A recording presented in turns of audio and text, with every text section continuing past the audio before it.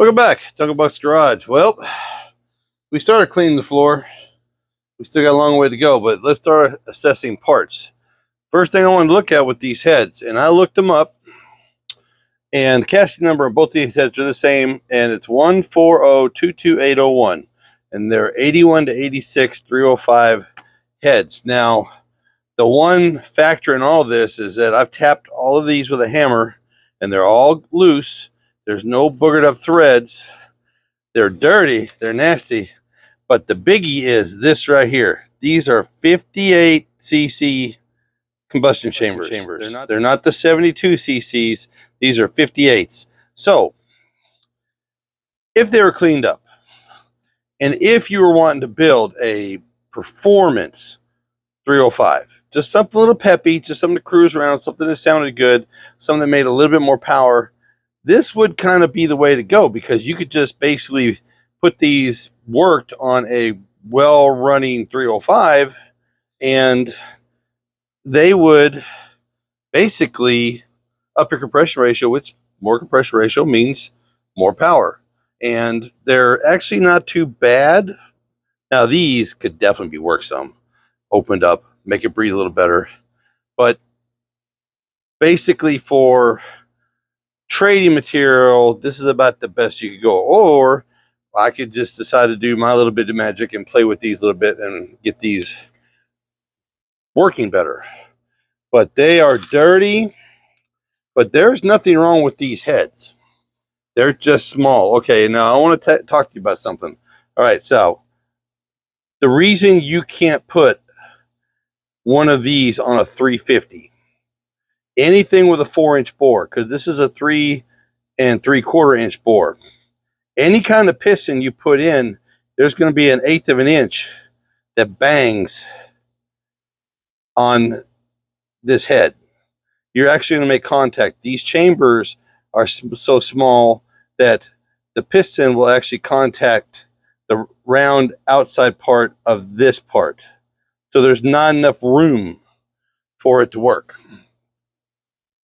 So that's why you don't ever put 305 heads on a 350. You can put 350 heads on a 305 because there's plenty of room. They actually lose compression ratio. But for 305s, these are 80 to 86ers, and that means they got hardened valve seats, and none of the valves are sunk or busted. Now that one we know, well, that one didn't work. Now that one's a little off colored because that one push rod was stuck open or stuck. It wasn't moving. But a vat job, clean all this crud off of it, and a little bit of port matching work to get them to breathe a little better, they could be very useful. Okay, and I'll just show you what I meant. I don't know if any of you guys understood what I meant about tapping the valves to make sure they're all free. You can take a hammer and you can tap these and they'll spring. They're all loose. They're all springing. There isn't any of them that's stuck. But if you had a problem with any of these, it would basically just thunk. It would just sound like that because the valve ain't moving. This valve is actually moving a little bit. You can feel it in your hand. You put your hand behind it and feel each one of them move.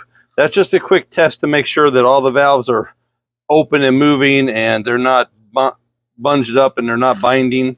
So I'm happy with these. This is just, there really isn't anything wrong. They're dirty as hell, but good trade material, or good in the future if I come across, if I ever decide to like kind of try it and see what I can do just for fun with if I end up with a pile of 305 heads or 305 blocks, heads, parts, if I end up with a huge pile, then I might consider it just for fun.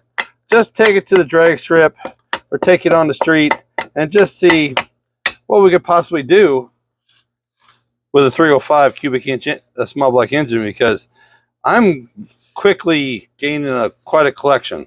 So I don't know. You guys tell me. Wait, put your comments down below and tell me.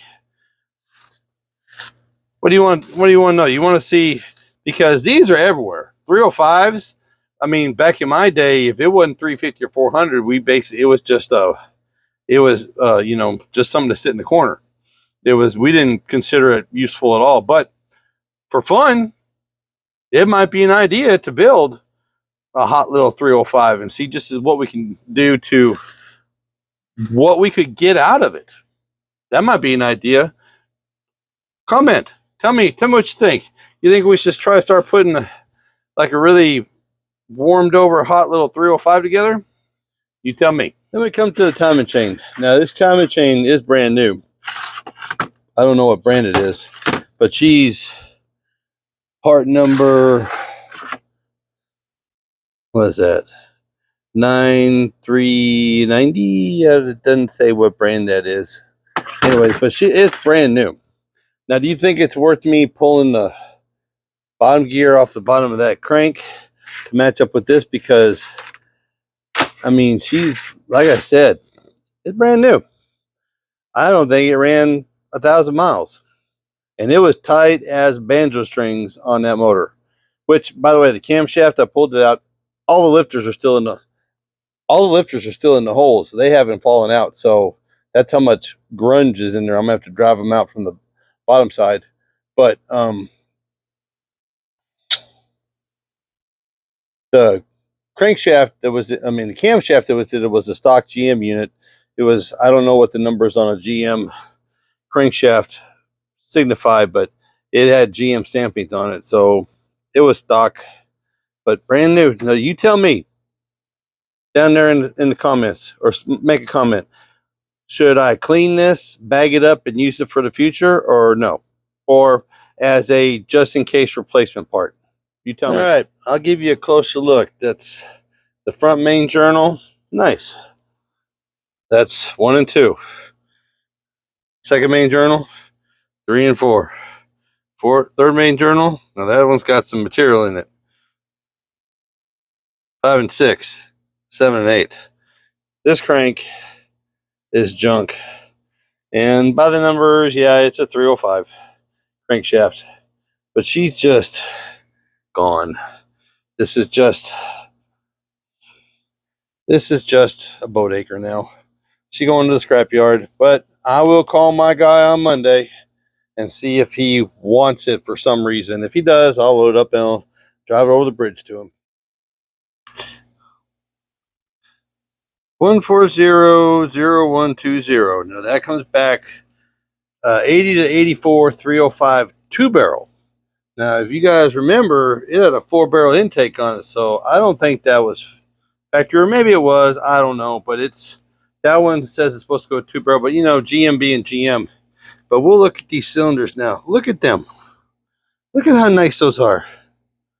I mean, it's a standard bore, which means it could easily, even if you want to have them put a hone on it, you could put stock pistons back in this. Now, there was enough junk in that oil system that I had to drift every one of those tappets out. They had to get drifted.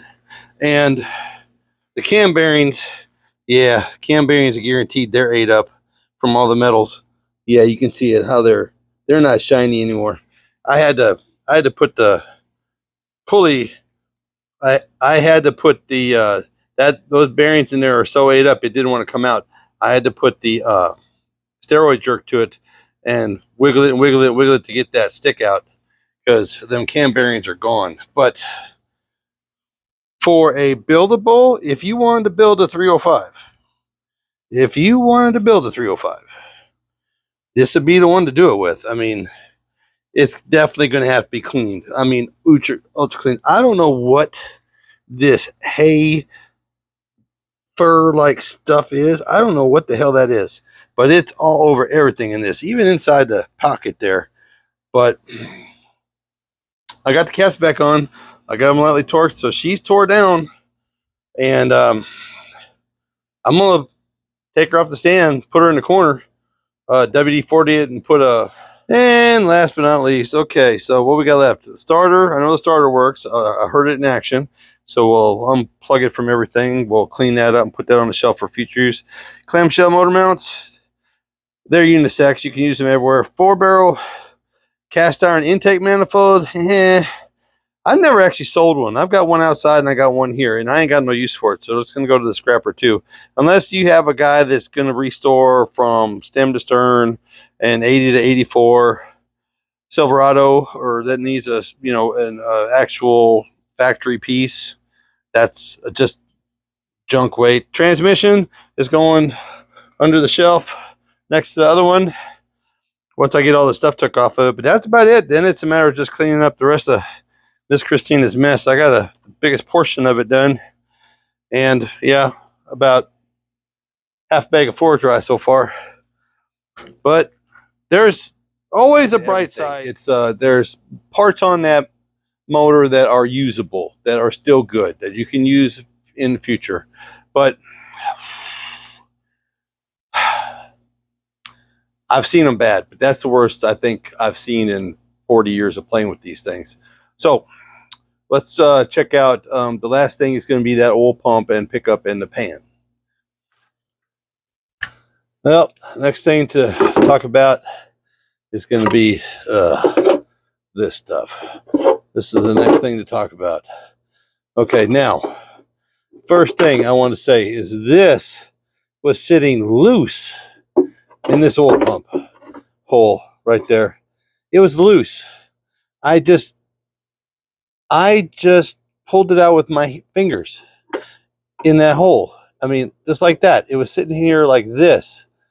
It just look at this. I mean, it's just,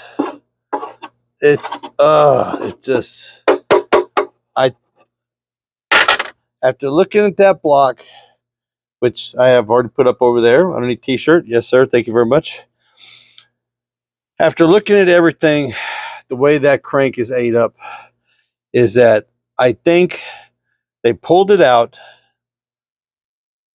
I don't think they rebearinged it. I think they gasketed it, put a new oil pump in it, because I think it was knocking it when the reason they put a new oil pump in it. And they bought a new pickup tube, which I will not, I repeat, will not use this. There's no way to clean that enough where I would be comfortable putting that in the engine. There's no way I'd put any part of this in the engine. I'm going to take this apart and let you see the inside of it just out of curiosity. But this pan is beat up anyway, so it's going in the scrap heap. This is just scrap. This is scrap because these are cheap. And I always get them spaced right, and then I tack them in place. I weld them in place. So that was, I think that's what happened, that this was sucking air and it starved the whole bottom end and ruined that crankshaft and maybe the rods. But rods can be resized, but the crankshaft, I don't know. If it comes to shortage and they want to start welding things up and repolishing, good for them. But I think this is just, I will never use it. But this is going in the trash. We'll take this part real quick. Use the Zip-O-Matic right here, and we'll take that cover off and we'll see what it looks like. All right. Here's the reveal. Ooh. Oh, Lord. All right. Oh, my goodness. Oh. I actually, yep, she's a little bit rough. She's had grit run through it, and it's rough. So, just, you know, it just goes to prove one simple little mistake might have would have caused all of this. Like, share, and subscribe. Smash that button, hit that bell, tell your friends. Y'all have a good day, because a good day today could mean answers to the mysteries tomorrow. Ugh, just so gross. It's just such a waste. Y'all be good.